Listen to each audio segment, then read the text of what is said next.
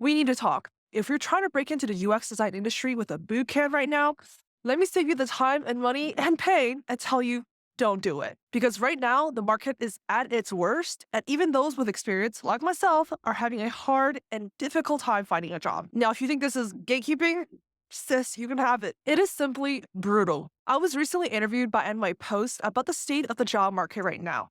Since you're on my channel, I'm going to give you the exclusive first, but here are the patterns I've been seeing and observing as a product designer in tech. Let's go through the field notes, shall we? According to the UX Design Institute, UX design openings are down by 71% from 2022 to 2023. It's harder than ever to land UX design jobs. Personally, I had an easier time landing design roles when I had no experience before the pandemic. Tech veterans tell me this is the worst market they've ever seen, excluding the dot-com crash. Due to high competition from all the layoffs, there has been a high supply of labor, and there has been a low amount of openings. So because of that, candidates are shooting below their level more than ever. And I'm talking about the fact that I've lost multiple interviews when I was so close, I was still the backup choice for candidates who had more than a decade of experience over me. Third, mid to senior roles are outsourced at an alarming rate. So it used to be that at least most of the full-time roles would be here, but now a majority of those roles are outsourced overseas. That or they're now contract positions. It feels like major cities like San Francisco are the starter fuel for these companies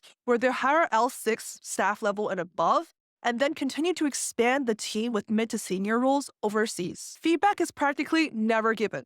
It used to be that at least you would get acknowledgement from the team and maybe sometimes feedback, but now it's the new norm for them to completely ghost you. And oftentimes, recruiters won't even respond to your emails anymore. It feels quite dehumanizing, and I know that on the recruiter side, they probably have a lot on their plate as well, since now teams are leaner than ever. Each posting now gets hundreds of applicants within a few hours, yet companies seem to be pickier than ever. I often see the same jobs getting reposted over and over again, despite the fact that they have had hundreds of applicants. There's even companies now making job postings not to find employees, but to promote their websites because they know people will visit it. So that's according to an ex-employee at LinkedIn. I thought the end of 2023 would be the end of the dry season, but unfortunately, as you can tell, this has been far from the case.